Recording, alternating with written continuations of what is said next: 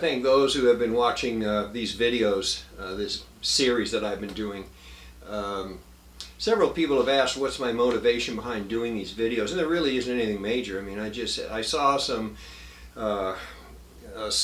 Bruce Lee YouTube channels that have been out for some time, and one of them in particular has been promoting some fair degree of false information. And I kind of wanted to give the viewers another avenue to listen to somebody else that may have information that's a little bit more reliable than some of what I had seen. I'm going to do 3 more videos. I'd hope to have this series done by the end of the year because I have to start another writing project. I have 3 more coming. One of them is on Bruce's use of steroids, anabolic steroids. I know that's a hot topic. Not so much now as it was when I first mentioned it. Also, my chapter on foul play, I definitely want to have some comments about that. And the other one is Amy Sanbo. Amy Sanbo was a woman that I interviewed in Seattle, actually on Vashon Island, and I think you'll enjoy the interviews. That I was there for 3 days interviewing her, and I think you'll enjoy her insights into Bruce. When my book first came out in 96, 25 years ago, those who knew Bruce loved the book. I mean, they said, yeah, this is Bruce, you hit him right, spot on. But those who only knew Bruce through his movies and the MCA Universal commercialization of him, there was a group of those people, there was a contingent of those people that had a major meltdown. I mean, they came after me like the Democrats came after Brett Kavanaugh. I mean, a major character assassination. They accused me of writing the book to get back to Linda. There was a revenge motive because of the divorce, that the marriage hadn't worked out, or that I hated Bruce because I wasn't the martial artist he was. I mean, it just went on and on. Quite childish. And so when that started up, I started hearing some people say, "Where's your proof? Where's your proof?" That was one of the main attack lines. Make these statements, you prove it. I thought it was important to, point out that prior to this book being published, I was threatened with 2 major civil lawsuits, and one of them was coming from none other than Raymond Chow, from a huge law firm in Los Angeles. I mean, the first half of the page is their letterhead, are all the attorneys that are part of this law firm, and they were threatening me with they were going to destroy my life.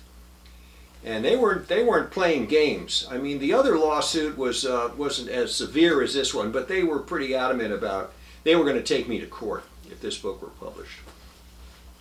So I met with my lawyers, and I took my boxes of evidentiary material in, my interview tapes, all the documentation that I had, and we went over this book.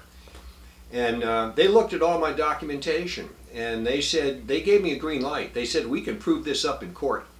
There was one thing that I had to drop out, and not because I didn't have the documentation, but it was just a hot topic, and it involved some things that Amy Sanbo had shared with me. And so I dropped that from the book.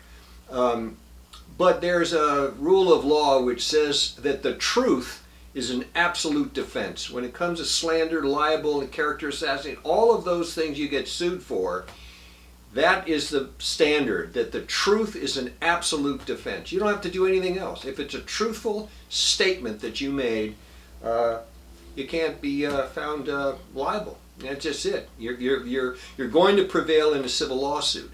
So my lawyers sent word back to these 2 lawyers, one with Chow and the other one, and said, we'll see you in court and we'll be on time.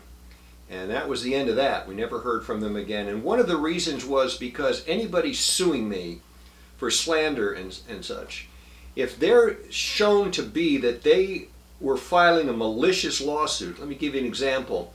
say that Bobby Baker's wife had come out and said, how dare you say that that my husband was Bruce Lee's drug supplier?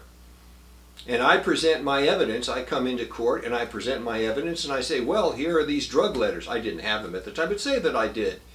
I came in and showed the drug letters. Clearly she knew about it. She's named as someone in those letters who was taking these drugs and so forth, and knew all about it.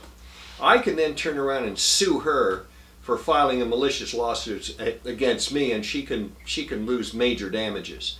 So I think that's one thing that kept them from going forward. I think they knew that I knew. They knew that what I was saying was truthful.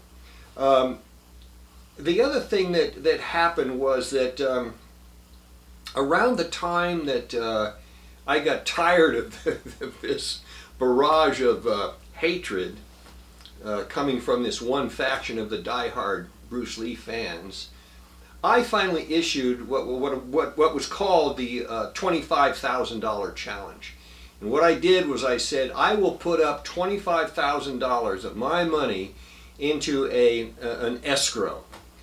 And whoever wants to come forward and challenge anything that's in my book, you come forward with your $25,000 and you put it in the same escrow. And I'll take my evidentiary material that I have and we'll present that to a panel of lawyers, retired judges, whoever we agree on, say a 5-member panel.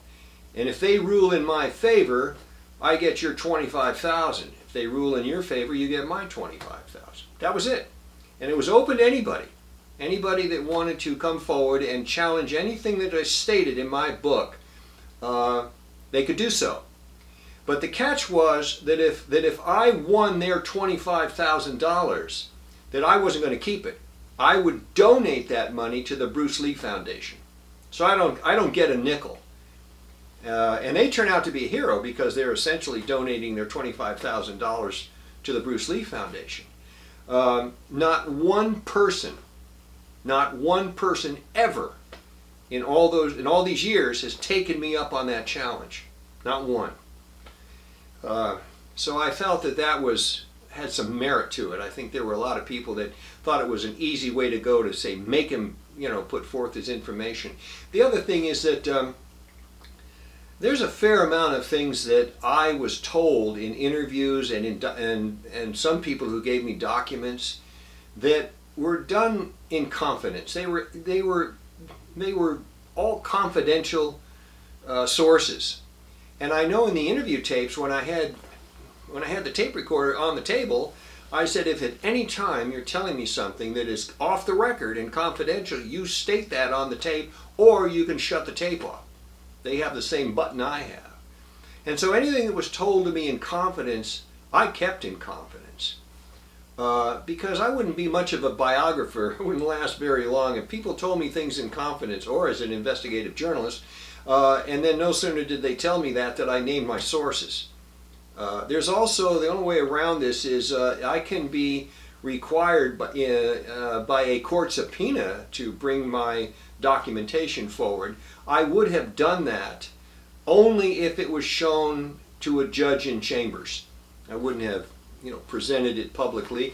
Had they wanted me to present it publicly, I would have invoked the Shield Law, which is a law that journalists have that say that we don't have to reveal our sources. That law came out, was really big during the O.J. Simpson trial when I think it was a woman journalist, they tried to get her to name her sources of where she was getting this information that she was using for, I think she was writing newspaper articles. And she invoked the Shield Law. She said, I'm not doing it. And you can, that's where it stands for me. And if you want, you can send me to jail or try to, and nothing happened to her. So I'm extremely protective of my sources. And I wouldn't be around very long as an investigative journalist or biographer if it became known that I didn't keep those confidential sources confidential. So anyway, I'm looking forward to doing these next 3 videos, and then I'm done. The series is out there.